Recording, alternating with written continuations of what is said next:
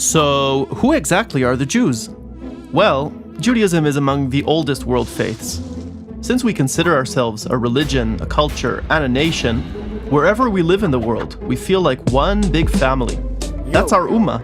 The Jewish story begins more than 3,000 years ago with Abraham, a monotheist in idolatrous times, who was commanded by God to leave his father's home in Mesopotamia and travel to Canaan, where God promised he will be the father of many nations. Look toward heaven and count the stars if you are able to count them, God told Abraham. So shall be your offspring. He actually only had 2 kids, but let's jump to his grandson, Jacob. Jacob, also known in the Torah as Israel, had 12 sons who eventually became 12 large tribes, collectively called the Children of Israel. After centuries of slavery, the Children of Israel were led out of Egypt by Moses, our foremost prophet. Then, Moses received the Torah on Mount Sinai. Under Joshua, Moses' heir, the Israelites defeated the local Canaanite nations and eventually created a small kingdom with its capital in Jerusalem, where King Solomon built the first temple. But the good times didn't last long. The empire split in 2, Israel in the north and Judea in the south.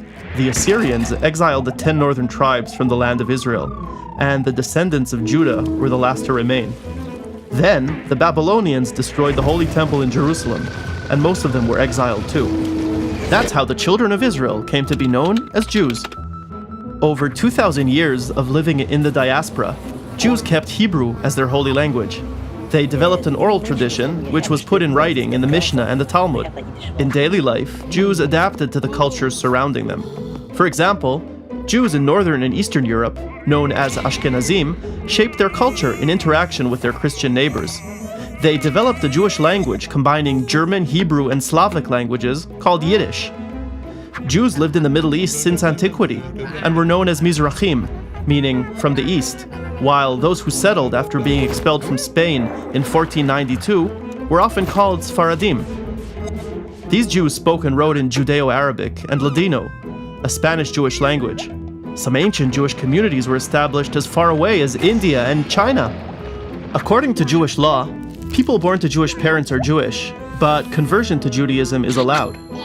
Today, about 7 million Jews live in North America, almost 7 million in Israel, and 1.5 million Jews live in Europe and elsewhere across the world. Jews may look very different from one another, but we share 3 important elements. A common memory. Jews came from common ancestors, Abraham, Isaac, and Jacob, and share a history and a destiny. A common religion. Judaism gives deep meaning to our lives. No central authority tells us how to practice, but we all base it on a common heritage in the Torah. And a connection to the land of Israel. From America to New Zealand, Jews always pray to Jerusalem and feel a deep emotional connection to the land of our ancestors. That, in a nutshell, is the story of the Jews.